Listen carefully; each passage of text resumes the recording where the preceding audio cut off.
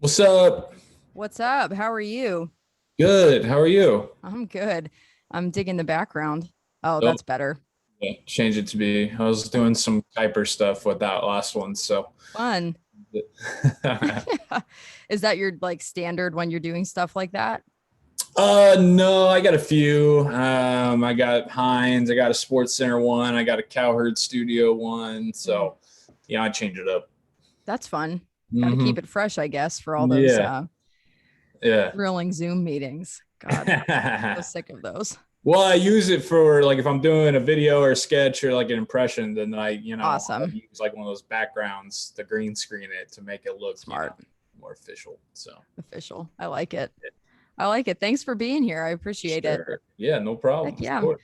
I won't take up too much of your time. Just thought it could be a lot of fun. I had a great time talking with you on the Yinzers show. So Yeah. coming up to the NFL draft, thought it could be fun because I definitely feel what you were saying with all the stuff about Najee in that article that you Yeah. wrote. And there's a lot of division among the fan base on that. So I think, yeah, we could get into that, talk about, oh my God, predictions for the season, what it's going to look like, hopes and dreams for the team, all that fun stuff. Yeah. And Yeah. just kind of get into it Yep. and have a great time. Down for whatever. Sure. Cool. Yep. So welcome. Thanks for coming to Helmet Hair and joining me for happy hour. Most people, I'm assuming, know who you are, but just in case they're living under a rock somewhere, why don't you introduce yourself, say where you work, where you're from, and how in the world you got connected to the Pittsburgh Steelers? Yeah, absolutely. Well, thanks for having me, of course. Love your work, what you guys do, what you do. My name's Joey Mulinaro. I work for Barstool Sports. I am from Indianapolis, Indiana. I live in Indianapolis, Indiana, and I am a Pittsburgh Steelers fan, Pittsburgh Steelers diehard, have been my whole life. My dad just, he grew up in the 70s when the Steelers weren't, or when the Colts weren't in Indy. And so he rooted for the Steelers because they were always on and winning Super Bowls and all that shit. And he stayed true to them. And even when the Colts came, and then he passed it down to me. And yeah, so it's been a whole life thing, family affair. Big deal. I got the Super Bowls tattooed on my arm there. Yeah. Yeah, so it's a really really big deal for me, no doubt. It just kind of becomes a part of who you are, the Steelers culture and the team and the Yeah, colors even. obviously, yeah. Your backdrop. That's not even a green screen. That's just Yeah. really what your room looks like. So that's saying Yeah. something.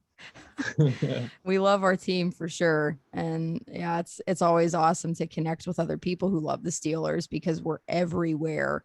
We're Right. literally all over the world. And Yeah, that's what I always say when people give me shit about it. mhm, It's like, why are you a Steelers fan from India? I'm like, it's called Steelers Nation for a reason. Like, it's the Steelers are one of like 3 to 5 professional sports teams that it's actually when people are like, oh yeah, shout out to blah blah blah nation. That's a real thing, mhm. like that's not just something that somebody from Jacksonville, the Jaguars says. You know what I mean? Like that's true for the Steelers. So sorry to cut you off, but I had No, to. you're I don't know good. why people are so surprised by that. I'm like, yeah, they're a national brand. So Hmm.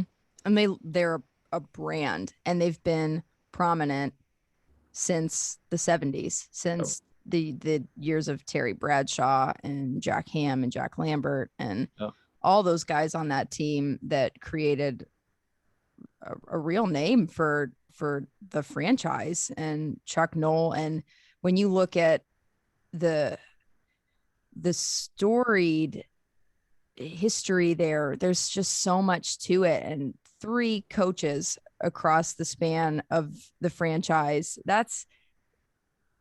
There have been more popes, I think, since Chuck Noll took over yeah. for the Steelers. I know there's definitely been just my Catholic school background kicking in here. I know there's definitely been at least the same amount, Mhm. 3. So I think there a fourth one might have slipped in there, but yeah, Mhm. I think 3 for sure. It's wild. So what are your feelings on the Tomlin extension? Because I'm pretty sure that happened last week. Time is kind of a fake concept to me now, but yeah, when that happened, what was your response? Were you happy, sad, mixed emotions?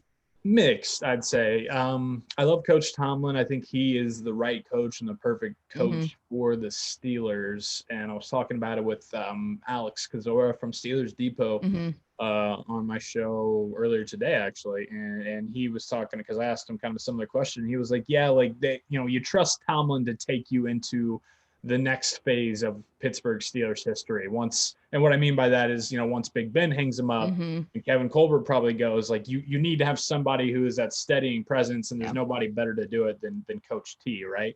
But then at the same time, I was a little mixed, just because you can't deny, looking at the past handful of Decembers, looking at the definite past 5, playoff appearances or so, 4 or 5 playoff appearances, that the results just haven't been there. Collapsing down the stretch in December. He always talks about unleashing hell in December, but I've been saying that hell has been unleashed on the Steelers the last 3 or 4 Decembers. And so eventually I'm just like, okay, somebody has to be held accountable. And usually that happens, it's, the head man. And so excited and happy for Coach Tomlin, because I love him. I think he's the right coach for the Steelers, and especially to go into the next phase of whatever the franchise is going to after Big Ben. But at the same time, I need to see some better results down the stretch. Right. And I absolutely agree. I believe that the players respect him, love him, trust him. And that's no small thing in the NFL, because there are some teams that just have such a high turnover rate with coaches, because they just can't establish. I mean, even if you look at Cleveland before Kevin Stefanski, guys were just revolving door there because they couldn't establish that culture where players actually listened to the coach and bought into the system, and the coaches didn't really know what they were doing. Right. So, even like Cincinnati, like before, when they held on to Marvin Lewis as long as they did, simply because they were just trying to mimic the Steelers and hope that, okay, if we just hold on to this guy for long enough, then we'll create this consistency and we'll be good. Obviously, that didn't work out, but yeah, to your point, the division rivals, the other teams in the NFL, they do look to us, and they look to the Steelers and say, okay, well, they don't panic. They don't ever hit the panic button and just turn it over because, they have one bad season. If they have an season, they keep it, and they know that they're going to grow and get better. So definitely a model franchise in multiple ways when it comes to that. But just the little results. We got to clean it up in December a little bit. Yeah, and I think that my only apprehension about the extension was the timing of it. It felt like, okay, so we all knew that he wasn't going anywhere, pretty much. It wasn't shocking that they wanted to keep him around. But with the way that the last couple seasons in particular have panned out, it is like, okay, can you at least pretend like there's a little bit of pressure on him to sort of force results? Because it's not just like the team was dealing with injuries and issues and COVID. And I mean, there were a lot of things going on. However, Tomlin made some very questionable decisions in the game against Cleveland and going into the game against Cleveland, like starting anybody over Kevin Dotson. I have no idea why that occurred. And there's a very good chance that if Kevin Dotson gets the start, we see maybe one more win. And that's not going to change your season, but at least it sends a message. If you're underperforming, I'm going to bench you. And there were some head scratching moments, and it felt like it kind of warranted some type of, like, come on, we can't keep seeing this happen. It's great that you've had as many winning seasons as you have, but that's not the end goal for the Steelers. We win championships. That's what we want to do. So to have such a drought, and I know that if a Chicago Bears fan was sitting in on this conversation, they would laugh at us, but that 11 years, 12, right? Yeah, 12 years. That's a drought for the Steelers, and it's something that needs to be rectified. So I don't really know what to make of that, but yeah, Right. hope Yeah. yeah. It's like if your kid, if your kid is misbehaving, and you don't give them three more you don't buy them three more video games. You take the video games away. You Yep. threaten to take the video games away at least. Yeah. So I see what you're saying there, but I mean, hopes that his steadying hand can continue to you know um, be over the top of the Steelers, and then we can make our return back to where we belong. I hope so, especially since it's looking like either this year or next year will be Ben's last, because Yeah. he's, approaching 40 and has had health issues his entire career. So he's always dealt with injuries on and off. So it's down to the All right, my wire. dog is fucking playing with a cup down here. That's what's so loud. And I'm trying to, hey, come on. Knock it off. Play with the Ewok. All right. Sorry. That's all good. When it's a good cup, you can't help it. I know he does. He just, it's funny how like pets always choose the worst times to be loud. Oh yeah. It's fun, especially when they're puppies, because they just have no frame of reference for your life yet. They're like, I can do whatever I want. Yep, he runs the house, that's for sure. How much bigger is he now than the last time? He's a big boy. He is let's see, he's a little over 5 months old, and he's probably well over 40 pounds now. Oh my God. So, yeah, he's gonna be a big one. He my wife, Riley, she can barely pick him up anymore now, especially when he's like, when she's not standing, it can get the full, girth behind it. If she's like laying on the couch of the bed, she can't get him. That's how big he is. So. Oh my God. Big boy. Big boy. Yeah. Well, enjoy that cup or Ewok or yeah, whatever. He's got the Ewok now. That's awesome. I love it. Yeah. Well, so what thoughts on, is this going to be Ben's last season in your mind, or do you think he has one more left after this? Or does that depend on how this season plays out?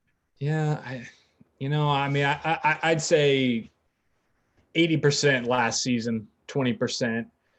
Maybe he's got, just some left in the tank and wants to, just has that itch, maybe this year they put together a run and he's like, we're this close, maybe one last shot and we can, you know what I mean? But I may even go like 85-15. I just really feel like with it only being, they renegotiated to, just a 1 year extension or just a 1 year. I feel like, they're not going to want to do that again. He's not going to go through that again. He's definitely not going to want to play elsewhere. So, I mean, I think, everybody, for how everybody wants to always shit on him on Twitter and everybody wants to say, oh, well, give us Mason Rudolph and whatever. Well, we're going to see that we're going to see how that goes pretty quickly here. So enjoy the last, 17 that you get with Big Ben for sure, hoping that there's, a handful after in the playoffs. Yeah, it really, especially this past season, blew my mind how many people were still calling for his job when we saw what they could do without him. 8-8 between Mason and Duck. And then really the only difference in the team in 2019 and 2020 was Ben. I mean, they drafted Claypool and that was huge, but the defense for the most part stayed the same. The offense really didn't change. We still had James Conner in the backfield, Benny Snell, and then everybody else was kind of on the periphery. And then we went 12-4. So the only thing that changed was the offensive line got a year older and a year worse. Yep. And you still won 4 more games than what you did the year before with the 2 backup quarterbacks. And that's another thing too, is that like people, you hit the nail on the head. People always want to talk about, well, Mason Rudolph. It's like in 2019, Mason Rudolph got beat out by not a first-round pick that the Steelers brought in that was going to be their guy. He got beat out by Duck Hodges, and Duck Hodges is a friend of mine. All right, that's not supposed to be a disrespectful shot at him. It's just, it is what it is. He went to an FCF school. He's 5'10", and he was undrafted. Those are just facts. Yeah. So it's not a shot at him because I love Duck, and he was entertaining and he did about as good as you could do for somebody in that situation. But let's not act like Mason Rudolph got beat out by the future number 1 guy or anything like that. How quickly we forget. what that was like watching him play for a really long time when he got his opportunity to play. So I'm with you. I'm ready to just, saddle up one last ride, like I put out with that T-shirt. Give Big Ben one last shot and enjoy him for 17 more games. Oh God, and I hope he stays healthy, because that would just be tragic if something happened and he got hurt. Yeah, it would be. But that's where I'm banking on. You know what? Dotson's going to slide in, and he's going to be a guy that's going to be young and gunning, and then we're going to go out on. I'm not sure when this is going to air, but we're going to go out on either Thursday or Friday. Either Thursday, but definitely Friday and Saturday. We're going to load up on offensive linemen and make sure that you got some young, hungry, badass dudes in there to protect Big Ben. Yeah, so that's been a very heated debate on Twitter and amongst sports media personalities in Pittsburgh. Should they go running back first round, or should they just load up the line and wait until a middle round to pick a running back? I'm of the thought that if a guy like Najee Harris is available at pick 24, go with him. Go with him, because you have plenty of other rounds. Like, you can go offensive line the rest of the draft if you want. Go wild, like whatever. I think that people are assuming that Kevin Colbert and Mike Tomlin are gravitating towards Harris because he's flashy, but I don't really think that tracks with what they typically do in the offseason and the types of picks that they make in the draft. They don't go flashy. They go for the best fit for the team. And if they believe that that's Najee Harris, then that I have to trust them and know that they've done their research on this guy and know that he's going to be a great fit. And he's insane. He's a beast. Like, we haven't had a running back like that since Le'Veon Bell. And to piggyback off of that point with Le'Veon Bell, I mean, remember what the offense was like when you had a guy like Le'Veon Bell, a guy that not only you could turn around and hand it to and he can make something happen, but then when Big Ben, he likes to get rid of it. If there's something out there, dump it off to Najee. Let Najee go pick up 7 instead of Big Ben either getting the ball batted at the line or taking a sack or whatever, Yeah. And so thinking about a dynamic back like that, but then also Kevin Dotson was a 4th-round pick. Ramon Foster was an undrafted free agent. Al Villanueva was a tight end in college that came in and became a left tackle. Matt Filer was a mid-round pick, I'm pretty sure. There's been plenty of instances that have shown in recent history for the Steelers that you can get a guy rounds 2 through 5, maybe even 6, but definitely 2 through 5 on the offensive line, and you can turn him in to a starter caliber player that's going to come in and make a difference and be a solid offensive lineman. What they haven't shown is the ability to look. Yes, Le'Veon Bell was a 2nd rounder. Looking back, obviously should have been a 1st rounder. But Benny Snell, James Conner, Anthony McFarland so far. Yep. They've come in and they've just kind of been guys. So like you said, if you can go at 24 and you can take the best, because by the time that it gets to 24, you're going to be taking the 4th or 5th best offensive lineman anyways. 24, take the best running back available in the draft, come back at 55, come back at 87. If you can get a guy like Liam Eichenberg from Notre Dame, a guy like Quinn Meinerz from Wisconsin Whitewater, a guy like if Sam Cosmi drops, which could definitely happen, the kid from Texas.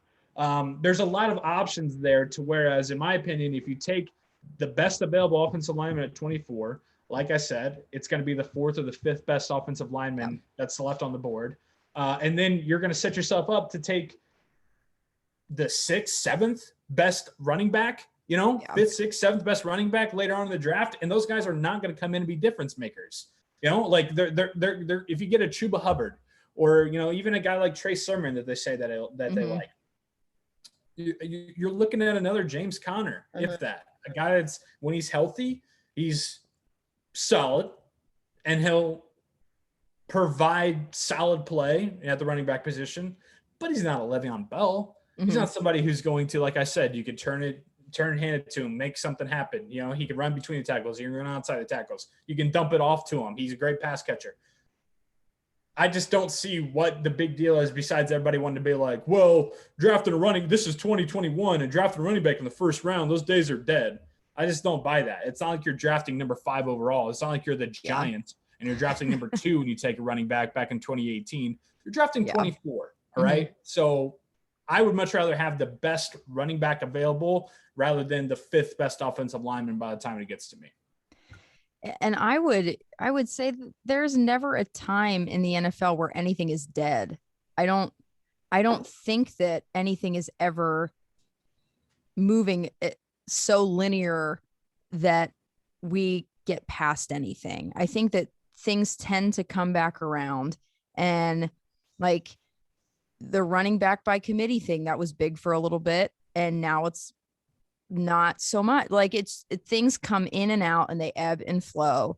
And I think that going based on the patterns of what the current NFL is like is not what's best for each individual team. Like you have to take into account your needs and sure, stack up the line so that Ben can stand in the pocket for 20 minutes and wait around and see if he can find somebody that he wants to throw to, or draft that running back, give another really electric option to the offense to diversify it. Like, because if we just have another average running back, the Steelers have positions that they draft and acquire really well. Offensive line is one of them.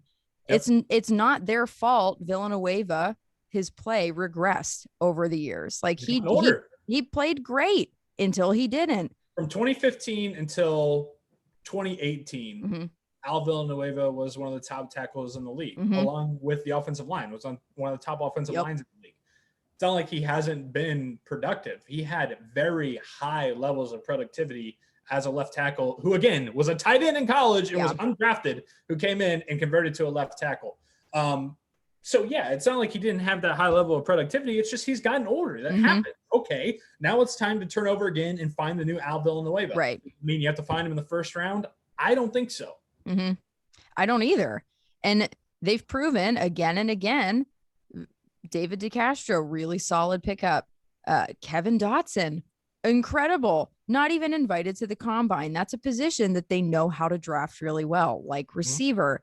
Running back, not so much. And it's not because there isn't really great talent potentially available in those middle rounds. They just don't know how to find it. And that's just the way that they work. They're focused on the positions that they know.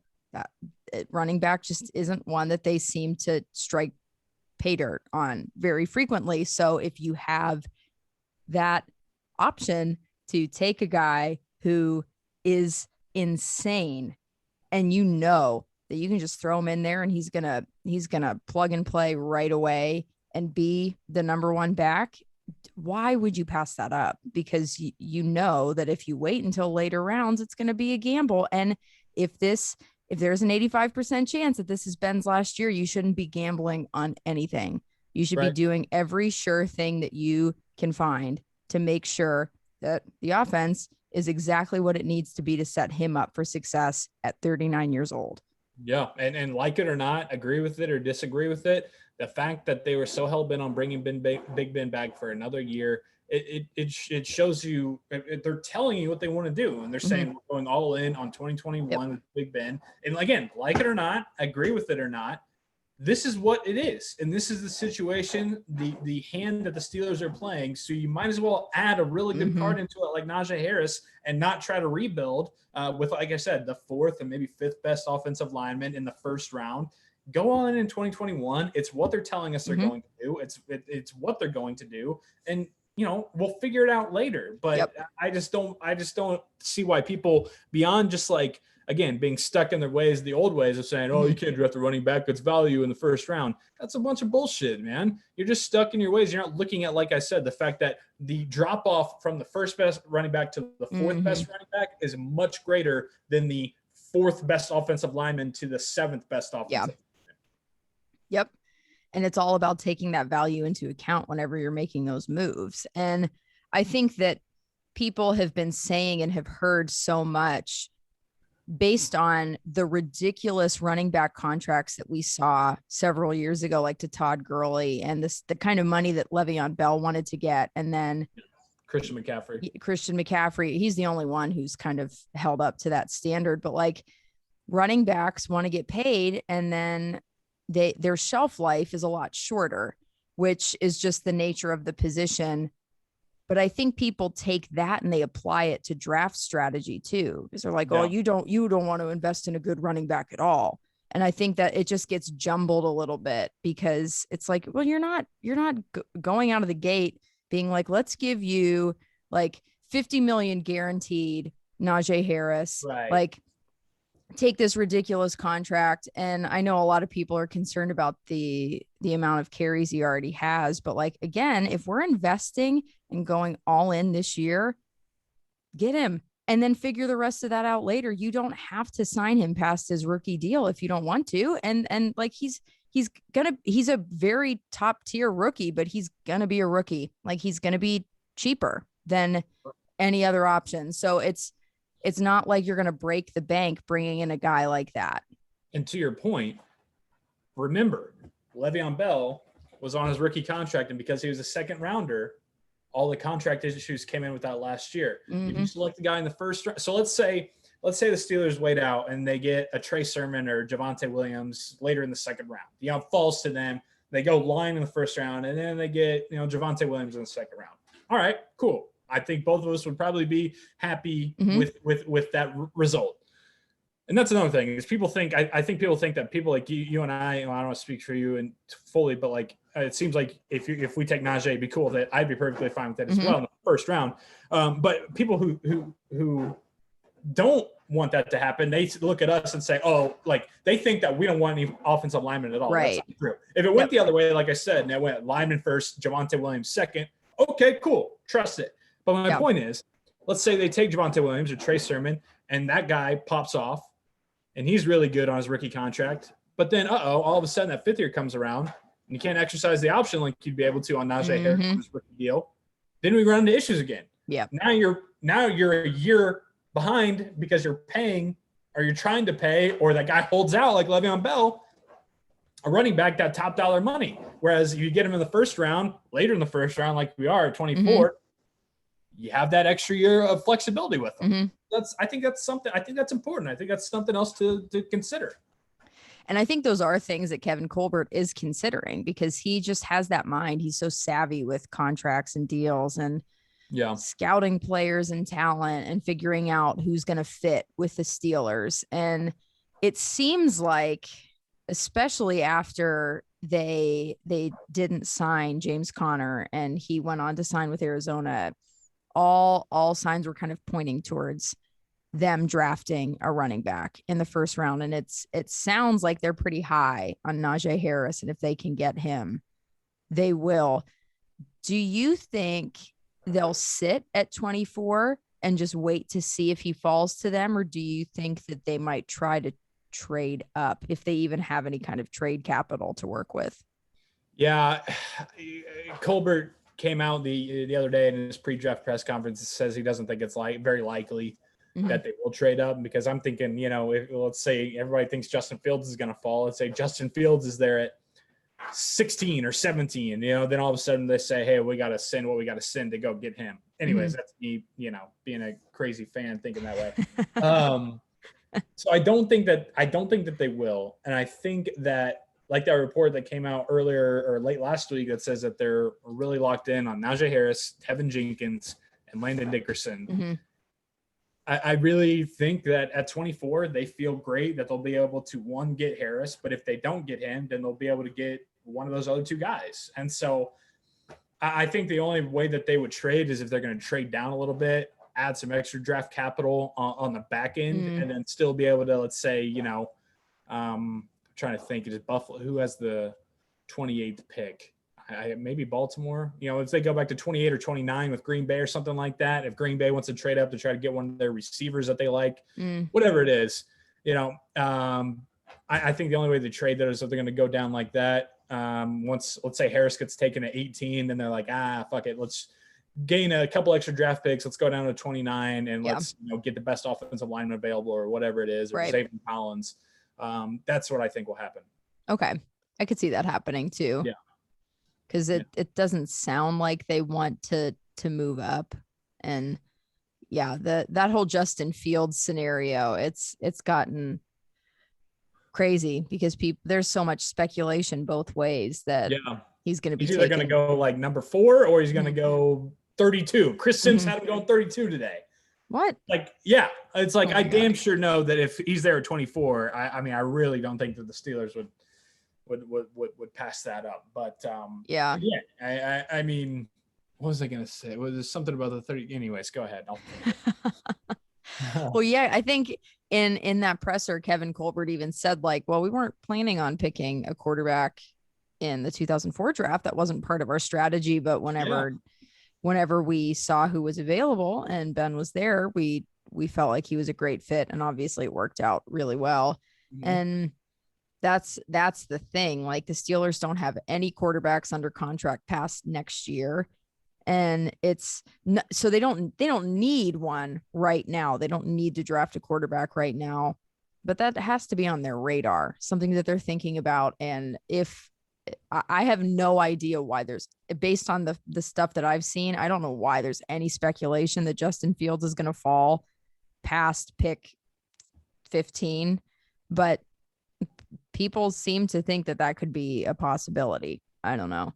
And if that's the case, then it does beg the question, do the Steelers say, all right, so here's an option for us moving forward. We can draft a guy like Javonte Williams in a later round, probably. So let's get this probable franchise quarterback right now and address the rest of the needs later. But that's just so hypothetical. But it really is. It's so like conspiracy theory, and I think that he would either just have to straight up be there at 24, where they're like, I mean, we're not, they can't pass on him, or like it's at like 21, and they have to anything other than something like that. Then all that stuff we just talked about, like we said about them going all in on 2021, then it's all kind of moot at that point. You know what I mean? So I very, very highly doubt that'll happen. But yeah, I think that they have their 3, maybe 4 guys, maybe if Travis Etienne is there, and let's say that Miami or New York takes Najee Harris before the Steelers. Yeah. Maybe they're like, oh, well, maybe we could trade down, get a few more picks, be at 29, and we could still take a running back that we really like, because Tomlin and Colbert were both at Travis Etienne's pro day. We know that that's very important for people that they like to draft in the first round. Yeah. The 2 big dogs that are there in person, they met with them as well. So, maybe that could happen. I don't know. I'd be good with either one of those guys, honestly, because they're both impact players that could immediately help. Way more into Najee Harris over the last 3 weeks than, because originally I was an ETN guy because he's so explosive, and he reminds me a lot of Alvin Kamara from New Orleans, which I look, I'm just like, man, he's he does it all. But I've been talked more into Najee Harris. But yeah, I mean, if that, especially if we could trade down and get him at the end of the first round. Rather than just at 24, because then I'm like, all right, you're getting more picks and you still got a guy that you feel really good about. Right. And there's something about Harris. I don't know what it is, but he feels like that Steeler type guy.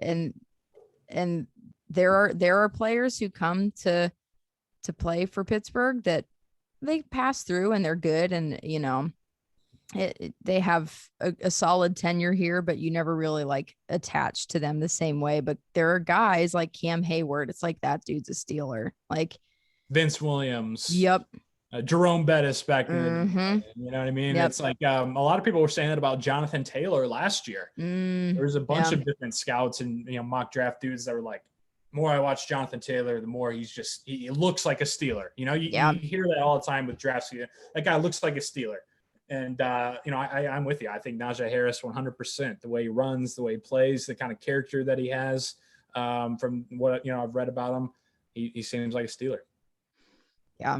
And it would be so awesome to have a running back to get to not only just be okay with, but to be actively excited about, because Sure. we haven't had that since Le'Veon Bell. And even in his final 2 years, the 2018 season, no, 2017 season was the weird like contract, will he, won't he franchise tag thing. And then 2018 was when he held out and he just didn't show. And so those last 2 seasons that he was a Steeler were tainted by that whole debacle. And so it's been years and years since we could be like, wow, our running game is something to be super pumped about. And even just the thought of it, it's like, oh yes, let's get a weapon behind Ben again, so we can have another piece to our offense that we can, and hopefully with Matt Canada calling the plays now instead of Randy, good old Randy. Coach Randy, yeah.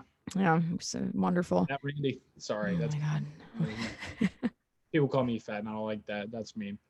Just Coach Randy. Redacted. Redacted that comment. Yeah, I'll just keep that in my living room with my brother-in-law. There you go. Yeah, your living room talk. I mean, he wasn't a good offensive coordinator. We can say that for sure. No, not a good coach, just in general. But we'll see what ends up happening with the new regime in offense. And I was hopeful that they would go outside of the organization to hire an offensive coordinator. But I guess since Matt Canada is still relatively new to the Steelers, since he got hired a couple of years ago, it kind of feels like bringing in an outside hire. I don't know. I just feel like they need new faces and fresh perspectives on the offense, because it's just gotten really stale. Yes, stale, definitely stagnant, absolutely. But again, I think, like you said, I mean, when you look at the receiving core, hopefully that hopefully maybe they can work out a deal with Jesse James to maybe bring him back on a Steelers-friendly contract. Draft a guy like a Pat Freiermuth from Penn State, somebody like that, and then get a running back like Najee Harris. I think one thing definitely is for sure that it's going to change up from how we've seen Steelers drafts over the past handful of years is offensive centric. I think we're going to see a lot more offense than defense take in, and unfortunately, that's not saying that there aren't needs or help wanted on defense, because there definitely is. Corner, edge rusher depth. Linebacker, probably definitely depth there.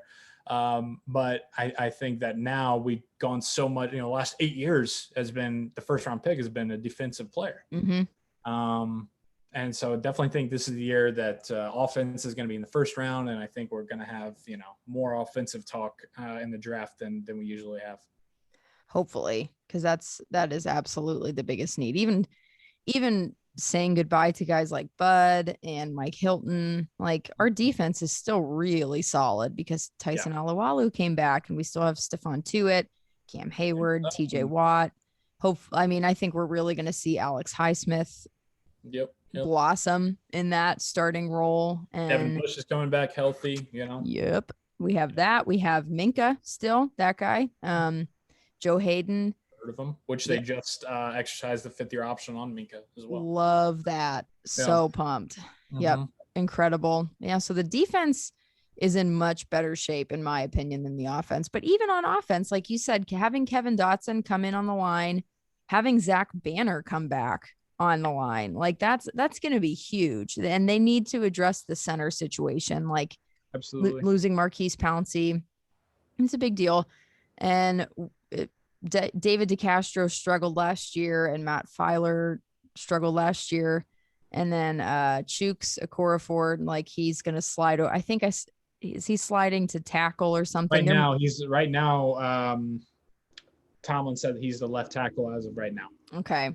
Yeah. We have yet to see him there in that role. So there are some question marks, but I feel like all of this doomsday talk around the line is a little bit overblown, because